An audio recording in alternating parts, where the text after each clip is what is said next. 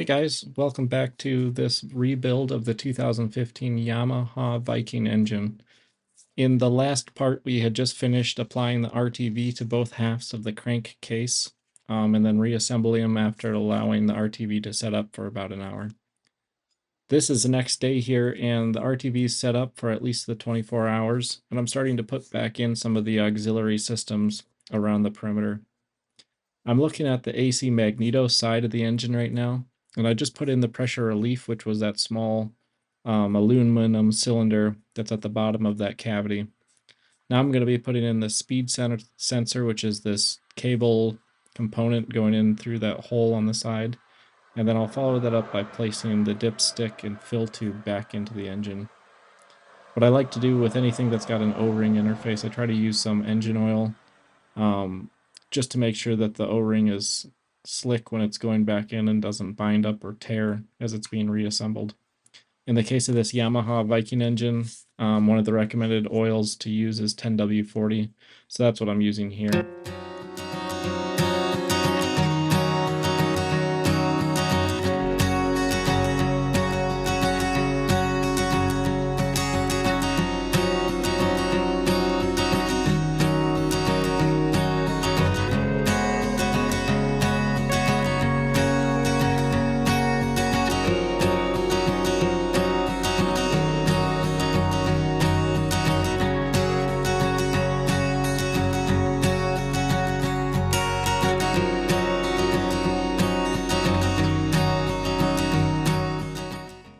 The next item here is the thermostat outlet hose guide. It's this bent kind of sheet metal fixture that just straps on the outside. Now this is one that probably could have or maybe should have been installed at the same time that the two crankcase halves were being brought together. And that's just because this is a bolt that passes between both halves. If I recall correctly, this was something, it was like a 35 foot-pound bolt going through, so something that would have influenced some of that sealing of the RTV across both of those flanges.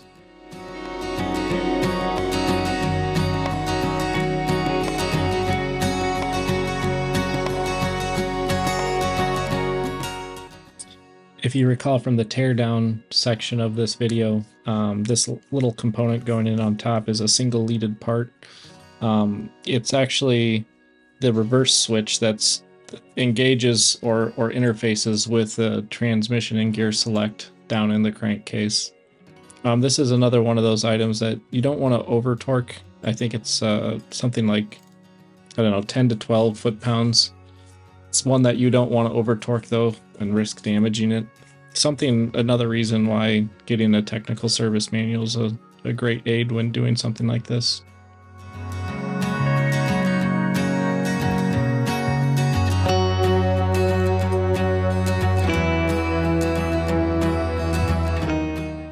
Next on the docket is this timing chain guide that gets installed, again on the magneto side of the assembly.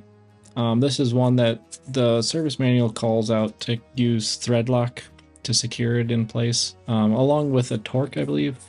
But it's something where, like I had mentioned previously, I don't have a torque wrench that goes down to 7 foot-pounds, so I'm just doing this small wrench type.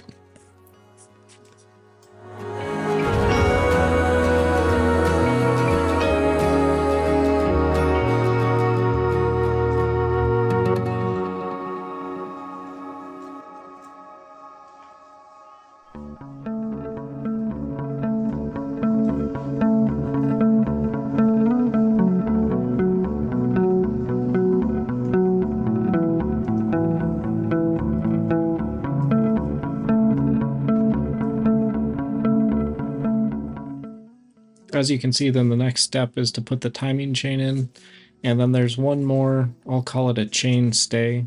Essentially, it ensures that the chain stays engaged with the sprockets of the magneto side of the crankshaft. The next set of components to go on are the oil pump driven gear and the oil pump driven sprocket. The lower of the two is the sprocket, and that engages with the oil pump that's on the internal side of the crankcase. The upper of those two is the drive gear, which is linked with the crankshaft balancer, and the two are tied together with a fine pitch link chain.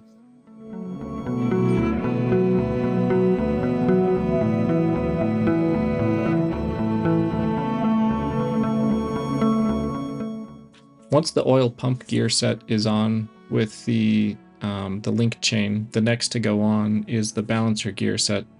I've already got the first gear on the balancer shaft, and then the second one that I'm cleaning up and going to be placing on with the springs goes onto the crankshaft. These springs need to be pressed into place on into small recesses on the crankshaft. And then in order to ensure that the timing of the balancer and the crankshaft is correct, there are small detents on the perimeter of the gear that you can align to ensure the teeth are meshed properly.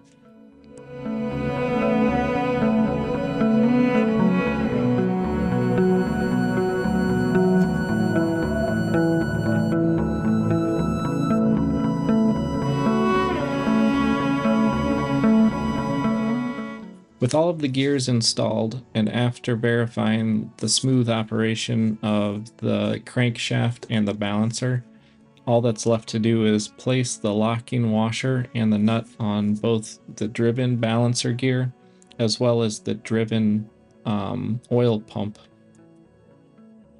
The locking torque intended for the balancer driven gear nut is 61 foot-pounds, and then the torque applied to the nut of this oil pump driven sprocket is only 16 foot-pounds.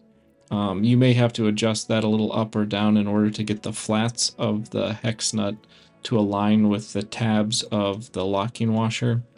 And by that I mean these locking washers must be bent over the flat of one side of the hex nut in order to secure the nut and ensure it won't come loose during operation.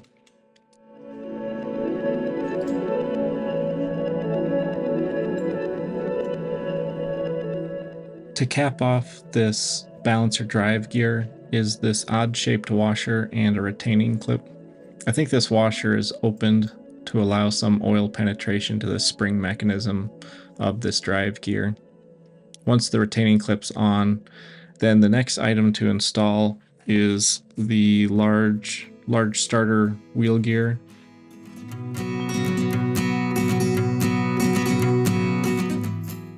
And then this is followed by a starter idler gear and a torque limiter gear set. With these in place, you'll want to ensure that everything's got free rotation and minimal play in the gears. Once these three gear sets are installed, then it's followed up by the starter clutch and the AC magneto rotor.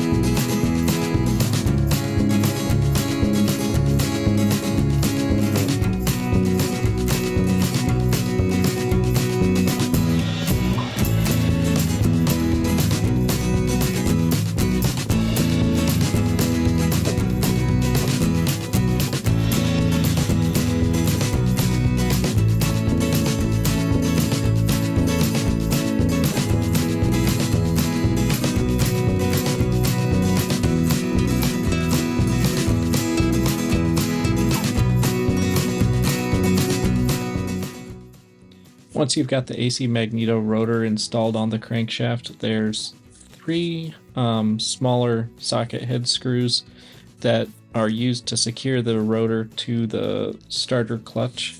These should be torqued to 22 foot-pounds and require Loctite. The larger nut that is used to secure the rotor to the crankshaft is then torqued to 43 foot-pounds. As you've seen me use in previous sections or previous parts of this series, I have this PVC or plumbing pipe wrench from Cobalt, just the Lowe's brand. But I'm finding that just like a large oil filter wrench, it's pretty helpful for holding things of larger diameter than what I typically have a tool for. Something you might consider if you're undertaking a similar project.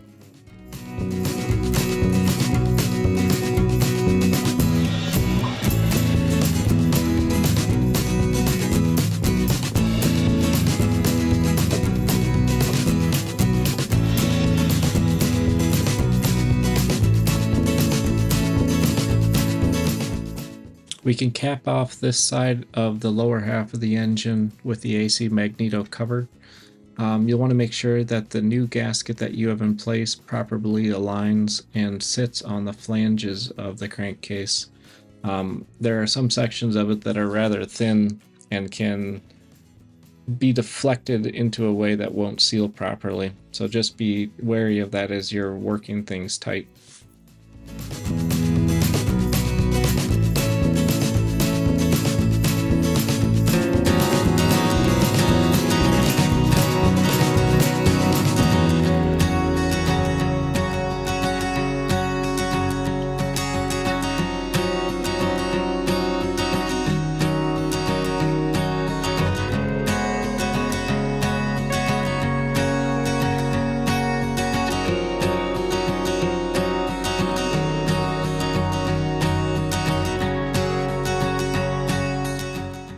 Last but not least is the coolant pump bell housing, which attaches to the lower end of the AC magneto cover. To secure this in place with the new gasket are two screws that pass through the bell housing and into the magneto cover, and then a third screw that will pass through both the bell housing, the magneto cover, and into the crankcase. The fourth screw position in the top center is only used for air escape when you're first priming your system with coolant. So I've got the engine turned around here, and I'm looking at the clutch side, the side that the CVT belts and sheaves would have come off of. The first side I'm going to put on is the clutch carrier assembly, and that's a splined interface with the crankshaft, so it'll line up well and should go on pretty easy. The service manual calls to have some oil applied to the perimeter of the clutch, and I believe that's just for moisture resistance, ensuring that you don't get corrosion on it.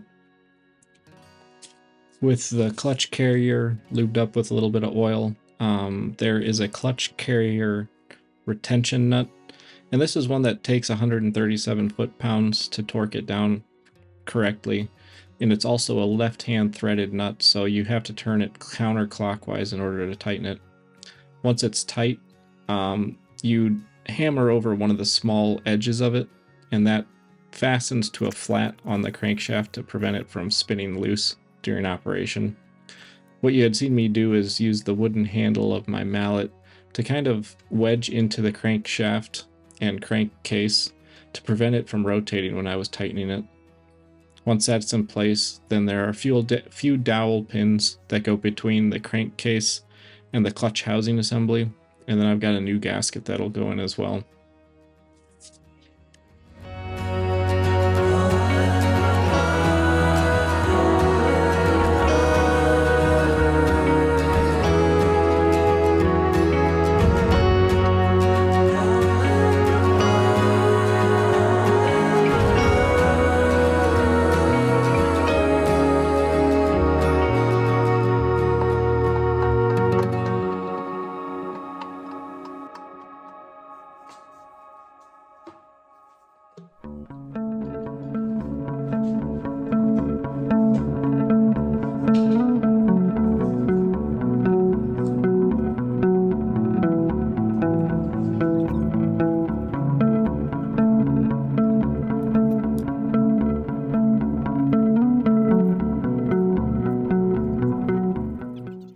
You'll see that there's a few different screw lengths that are used to secure this clutch housing assembly into the crankcase. So try not to run the screws just in with an impact or something that might run them too deep and strip things out.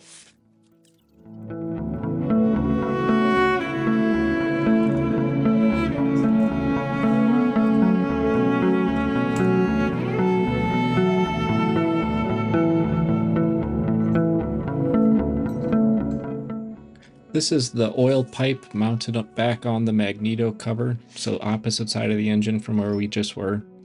This is one that's got two special nuts that are used, and these nuts are the banjo style nuts where they've got a small opening in them to allow the passage of oil. Both of these have a pair of copper washers that should be used on the top and bottom side of the oil line, and that's to fully compress and seal that interface for when the oil's pumped through there. After that, then I'm moving on to install the starter motor again. This is one, it's got a small O-ring that seals against the opening in the crankcase, and unless you put a little bit of oil on it, it'll feel pretty stiff when you install it. There's only two screws that secure it from the top.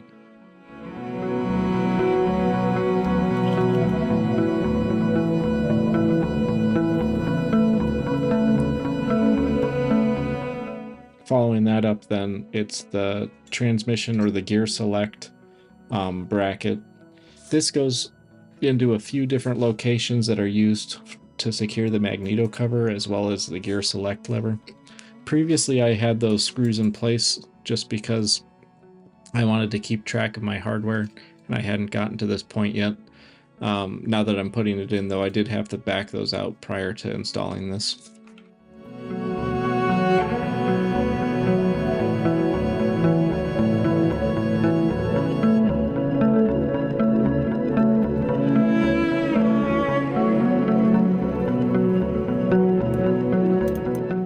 In the interest of time, I'm going to breeze through these next couple sections fairly quickly because I think there's ample data out there on YouTube and in forums for how to install rings onto a piston, like what I'm doing here. The Yamaha engine has two solid top rings. They're slightly different and marked differently by different vendors. And then these are followed by a set of oil rings, which have two thin rings and then kind of an accordion looking ring in between the two.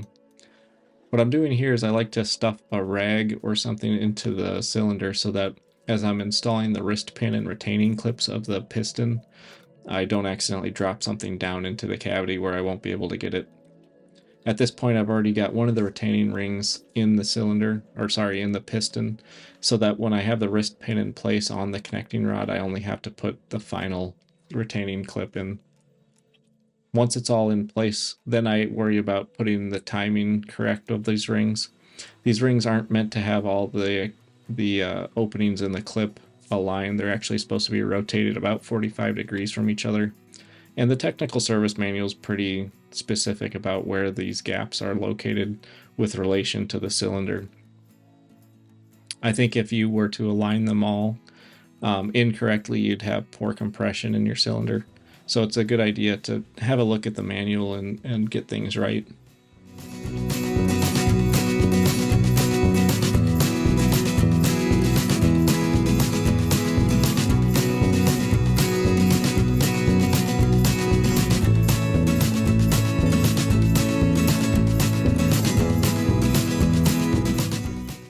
Moving along, I've got the lower end gasket in place for this new cylinder.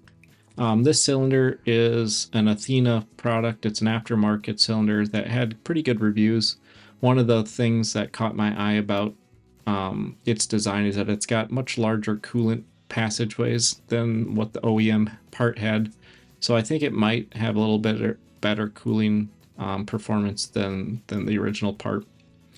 You bring in these screws to secure it to the crankcase, and they're pretty specific with both the order that you tighten them as well as the torque. So the first time you do it, the first time you tighten them, you're only tightening it to 11 foot-pounds. And then the second time, you're bringing it to 36 foot-pounds. There's two additional kind of supplemental screws. They're the socket-headed screws that are on the right side of the cylinder. And so, like I said, first thing I did is I run them in semi-loose with my impact. And then I come in and snug them up a little bit with a socket wrench. And then I'll come back a second time with my torque wrench and make sure everything is to spec.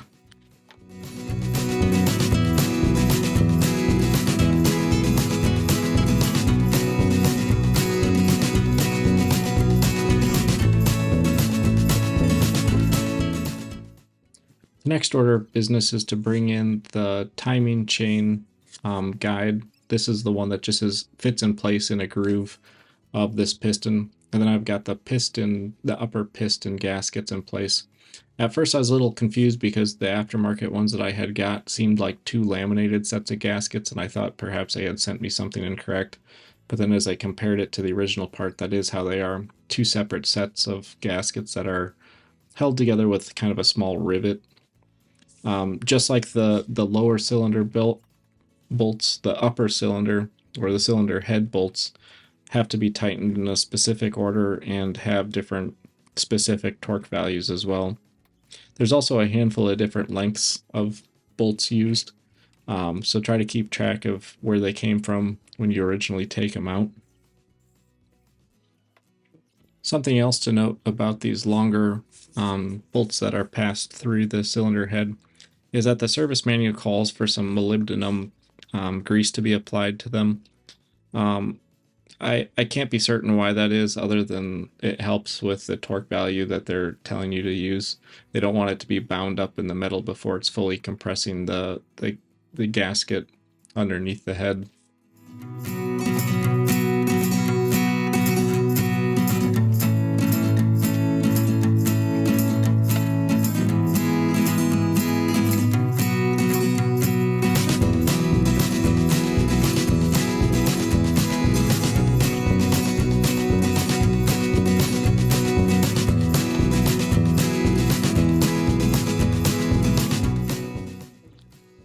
One of the critical timings is the crankshaft to the cylinder head. You don't want the piston coming up top dead center and crashing into your open valves. So the way that the service manual recommends you do this is through the AC magneto cover. There's a small access where you can rotate the crankshaft until a small indicator in that upper opening right above where my socket wrench is aligns with a kind of a small scribe line on the cover housing. This ensures that the piston's at the proper location, that once you get the sprocket for the valve, the camshaft, that it's in the correct position. So you'll see that as I'm doing this, I kind of get everything in place, and be careful that you don't accidentally drop the chain or the sprocket down into that opening of the cylinder. You'll see that the first time I get it, I think I'm one or two teeth off before I actually get it aligned properly between the piston and the camshaft. Be patient with it though. It's a critical step, and you don't want the engine to blow up a second time if you're doing this for a rebuild reason.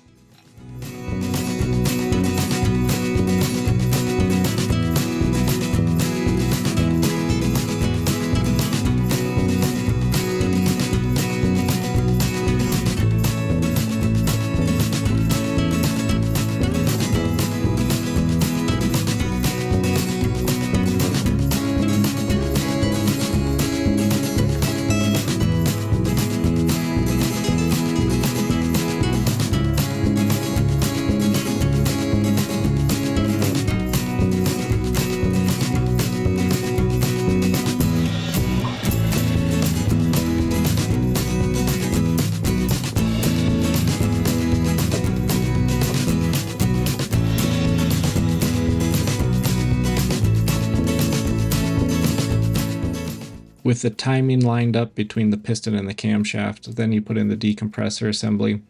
What I had learned about this is that this is actually a small mechanism used to relieve some of the pressure in the piston to allow for an easy start, so that you're not fighting the built-up pressure of the piston or of the cylinder when you're first cranking over your engine. So this is in place, and then we'll start just capping things off. Essentially, it's a reverse order of what the teardown was from our previous previous segment. I'm capping off the AC magneto cover, and then I'm going to put in the timing chain tensioner. This is that small spring-loaded piston or mechanism, and it's got a new gasket as well. Following this up, then there's just a few more oil lines and covers to install before putting it back into the side-by-side. Obviously, I can't put on my oil filter and filter ducting system because that's something that has to be removed in order to remove this from the engine. Additionally, the muffler and exhaust pipe is the same way. So those two orifices won't be filled before you stick this back in the side-by-side, but everything else should be getting pretty well capped up at this point.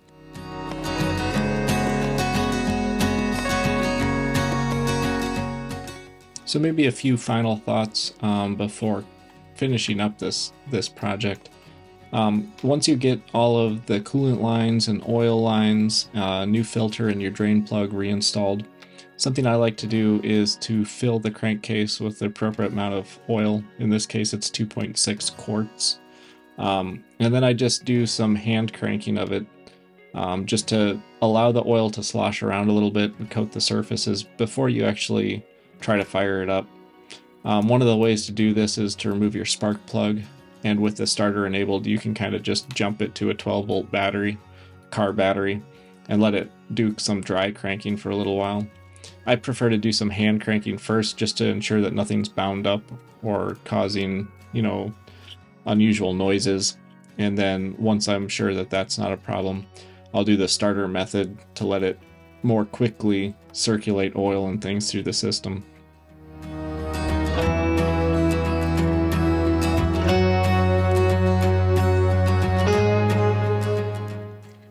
Well, folks, that's about it for this one.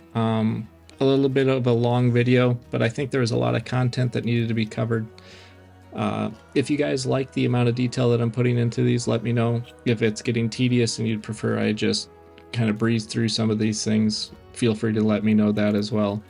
I'd like to get these things tuned so that people find them helpful and can refer back to them as they're doing their own projects. Anyways, thanks for sticking with me, and we'll catch you on the next one.